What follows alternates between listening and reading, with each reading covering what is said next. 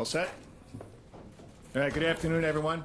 Before we start, I just want to acknowledge our law enforcement partners joining us here today. Bill Sweeney, Assistant Director in charge of the New York FBI Office, and Sean Benedict, Special Agent in charge of ATF's New York Field Division, and Philip Bartlett, Inspector in charge of the U.S. Postal Inspection Services New York Division. And in a moment, you'll hear from Mayor de Blasio, then you're going to hear from Bill, and then from John Miller. And John will provide you with an update on the suspicious package investigations we're conducting here in New York City. First and foremost, my message today is that New Yorkers are safe. There are no current credible threats to any individuals, organizations, or locations here in New York City. New Yorkers are safe, but everyone, all 8.6 million residents and the millions of visitors who come here every year, should always remain vigilant and aware of their surroundings. As always, I urge people to alert us to anything that might seem strange or out of place, or anything that makes them feel uncomfortable.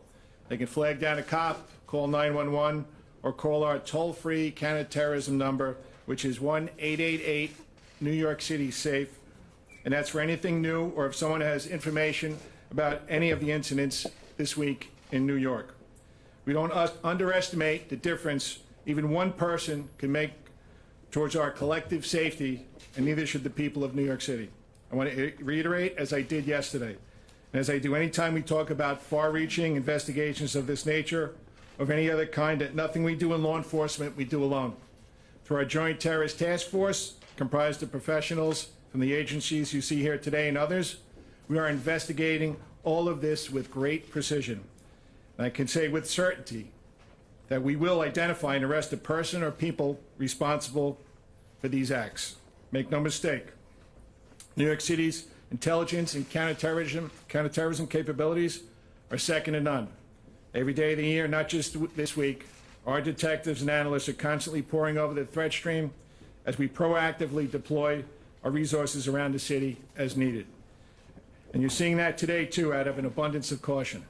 I'll tell you that when we look at the events of yesterday and today, I have immense pride in the incredible work the men and women of the NYPD do each and every day, especially when it involves partnering with the organizations represented here today. I'll conclude by reminding everyone that law enforcement professionals do not care about the politics behind these acts. What we do care about is keeping the public we serve safe. That's it. That's the job, fighting crime and keeping people safe. And through the full and willing partnership of everyone who lives in, works in, and visits New York City, will make the safest large city in the United States even safer. Mr. Mayor? Thank you very, very much, Commissioner. I want to express my appreciation to all the men and women of the NYPD who have done an outstanding job yesterday and today addressing this situation, and to all of our partners, federal and state partners. Everyone has been working together to address this forthrightly. Now, look, one of the things that we emphasize in a moment like this is that you're going to see a lot of police presence. It's important that we proactively take steps to protect those who have come under attack. Clearly, what we've seen in the last few days is an attack on media outlets, an attack on prominent public figures. We're going to make sure there's expanded presence as long as we need it to show very vividly that New York City takes these issues seriously, that we are defending people who are coming under attack, that part of how we protect the democratic process is to show that threats like this are not taken lightly. So expect that presence, and I know that for those who have gone through this in the last few days, that's a presence that they appreciate greatly. I want to say that everyday New Yorkers have responded to this situation with the kind of strength and the kind of resiliency that this city is famous for. It makes me very, very proud of all 8.6 million New Yorkers, that they have handled this situation with a real sense of resolve. They're not going to let an act of terror intimidate them. And that's really important in this moment, to say whatever the motives of the individuals involved, the people of this city are not being thrown off their game, are not having their values undermined or the way of life undermined. New Yorkers are standing strong right now. And the last thing I want to say is, you know, in a moment like this, there's a lot of concern, there's a lot of fear. Clearly, it's an upsetting time. It's a time when there's been too much hatred and too much division in the air. And in that context, people can feel powerless. I want to remind people that everyone has an opportunity to play a positive and constructive role here. First of all, helping law enforcement. This is something that everyone can do. If you have any information at all that you think could help law enforcement to address this situation, share it with law enforcement immediately. Let them be the judges of the value of the information. Don't hold it back. So many times, and I agree with the Commissioner, law enforcement ultimately has proven they will find the perpetrators, but so many times it's because an individual, a citizen, stepped forward with information that really led to the key breakthrough. If you have information, share it. If you're concerned about packages that could arrive at your home or your workplace, you see something that worries you, reach out to the police, get their involvement to address the situation. People can be part of solving this immediate challenge. But finally, we all can be a part of solving the bigger situation that we're facing as a society, as a nation. A tone of civility, a tone of mutual respect is something we all can create. We shouldn't just ask, what are the most prominent voices doing? We also have to ask the question, are all of us treating each other with respect? Treating men and women in law enforcement with respect, people in the media who report the news, treating them with respect. This is something that we all have to do as a way of addressing a crisis like this, and we can, and I have great confidence that we will. Thank you. Thank you, Mr. Mayor. Thank you, Jimmy. Right now, the FBI Joint Terrorism Task Forces around the nation are fully engaged on this investigation. We are working quickly to process and analyze relevant information from the suspicious packages recovered over the last few days. We will continue to do so for as long as it takes and until there is a resolution. This is a nationwide investigation involving multiple jurisdictions coast to coast. To give you a sense of scope, just here on the New York JTTF, agencies ranging from ATF, the U.S. Postal Inspection Service, the Secret Service, the NYPD, the New York State Police, and dozens of other federal, state, and local agencies are working shoulder to shoulder. I want to thank those partners for their efforts, their collaboration, and hard work. Much of their leadership is in the room with us today. I also want to personally thank the hundreds of men and women that are up the street working on this together. The FBI will continue to focus all of the resources at our disposal to identify and apprehend the individual or individuals responsible for these acts. The investigation is still in its early stages. I have said this each time that we have faced similar situations, but it bears repeating today. It is vitally important that we do not inadvertently disclose information that could adversely impact our investigation or a future prosecution. The public understands the need for this level of operational security, and for that reason, I will not be able to answer specific questions on what we know. What I can say is that at various times over the last few days, 10 suspicious packages were located at multiple locations in New York, Maryland, Florida, Delaware, and Los Angeles. Law enforcement responded, and each package was collected by experts, and examinations are now underway at the FBI lab in Quantico. As to the devices located in New York, which contained a powder, the initial analysis indicates that the powder in those particular envelopes did not present a biological threat. Other analysis is ongoing. However, it is worth repeating that any device could be considered potentially dangerous and treated as such until proven otherwise. We continue to advise the American public to remain vigilant, as it does remain possible further packages have been or could be mailed. These devices should be considered dangerous. Report any suspicious package to law enforcement, and it is worth repeating, do not touch, do not move, do not handle any suspicious or unknown package. Leave it to the law enforcement professionals. We are also asking the public to call us with any information you may have. We have set up a hotline nationwide. That hotline is 1-800-CALL-FBI, and we also have a link set up where you can provide information via the internet at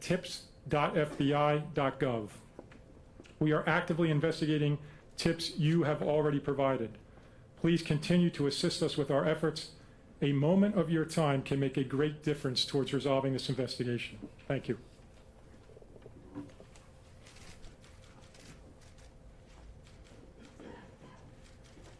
I think most of you are up to speed on the events that occurred outside the Time Warner Center at CNN yesterday. What I'd like to do is kind of walk you through the timeline of the events of this morning on Greenwich Street. This begins in the very early hours of the morning when a retired NYPD Intelligence Bureau detective who was awake and watching the news saw the image of the packaging that has been common to most of these devices as they have turned up at various locations. And it struck him that that looked very much like a package he had seen on Tuesday in mail he was to screen for Robert De Niro Productions at their offices on Greenwich Street. He contacted, based on his experience, he knew how to call the bomb squad directly. He spoke to the bomb squad. They advised him to also notify the 1st Precinct, and they went directly to the scene. They were met by emergency service, who with the 1st Precinct were able to locate, based on the security director's instructions, the package where he described it. The bomb squad was then able to use their expertise and equipment to safely package that intact, remove it safely from the building, and then place it in the total containment vessel, which is our bomb transport vehicle, and bring it to the Rodman's Neck range, where it joined the other devices that we got from CNN and from the FBI and Westchester County authorities. By late this afternoon, all of those devices should have been transported by the FBI to the FBI lab in Quantico to be examined by their explosives people, so that all the evidence from all of these incidents are in one place. I'd especially like to commend the work of the JTTF. Was in the command post last night as they pulled an amazing effort together with other joint terrorism task forces around the country to run leads, and with FBI headquarters, the work of the Intelligence Bureau detectives under Chief Galati, who have been assisting as a virtual extension of the JTTF as leads come in, the public for calling those leads in, not just to the FBI hotline, but to the NYC safe number that goes to our ops desk. We're up 139% in those calls, so when we ask people to come forward, they do it. Particularly to the bomb squad, detectives and supervisors who, whether it's 1 o'clock in the afternoon or in this case 5 o'clock in the morning, are right there with the right equipment, the right training, and know what to do. The emergency service people who drive that truck with the device in the back, the highway people who escort them, and of course all of our partners, postal inspectors, ATF, and of course the JTTF. It's a large team effort, and we're looking for the continued help of the public. All right, at this point, we're going to take some questions. Yep, second row. Were these devices rigged to explode, or do you think they were more sent to intimidate? So we're not going to, as Bill said, we're not going to give you 100% accurate description of what the devices were, but we have to treat them as live devices. This is a protocol that our bomb squad people use, and it keeps everybody safe. Yep, in the back row. Is there any reason to believe there may be other packages like this out there? Yeah, we don't know at this time, but with the postal services that are here, we're doing our best to make sure that if there are any out there, we identify them quickly. Yeah, in the back. You said that the powder wasn't biological. Is it a talcum powder or some other type of powder? And also, are you exploding the bombs at Rodman's Neck, or you're taking them to Quantico unexploded? No, we are transporting whatever evidence we have down to Quantico. And as far as the powder, we're just going to leave it as to what Bill said, that it's not biological. And we're still testing it. Yes, in the back row? 2 questions. First of all, is it, I saw reports that they may have come from Florida. Are any of them, have they been hand-delivered or delivered via courier, or were they sent through the mail? Could they have come from Florida? And then my second question is, what, in terms of being proactive and identifying potentially new targets, are you doing anything to look for other celebrities or Yeah, okay. TV organizations. Bill, do you want to or talk anything like about that. the first part of your question? And John, maybe you can get the second part, what we're doing proactively? What was the first part of your question again? I'm sorry. Could they have originated in Florida? Were any of them sent, how many of them were sent to the mail versus delivered by courier? So I'm not going to get into specifically where we think the packages came from. Some were obviously delivered or in the postal system. I'll leave it at that. Other than that, I'm not going to get into a description of where we think the packages originated. I would reiterate, regardless of where people think they originated, if you see something suspicious or you think you may know information, please provide that to us at those 2 tip lines. Commissioner? Hold on 1 second. We have a second part of that question. To get to the second part of your question, when there was the first device targeting Mr. Soros, we went to all the locations that were associated with the Soros family, Soros businesses, places that Soros contribute to. When that developed the next day with the bomb at the Clinton residence, then the Obama residence, we really widened our outreach. We have a program called the Nexus program. We have the SHIELD program. So we have a lot of built-in, preset public-private outreach that we just turned on and then turned up. We went to television networks yesterday. We posted police officers in front of locations that we thought might be under increased threat. When the device was discovered at CNN, NYPD personnel were already there working with their mailroom people on recognition and detection, and that was increased to a wider scope today. I don't want to go through what types of people or places we've increased to, because we don't want to single anybody out that hasn't received a package. Suffice it to say, we're watching where they go, and we're doing extensive outreach. Just to add one more thing to that, and if you go on the NYPD website, there'll be information about how you can identify what might appear to be a suspicious package. Somebody over here? Yeah. Question, there's been a lot of speculation and a lot of talk about whether these are hoax devices, maybe not real in some cases, they weren't intended to go off.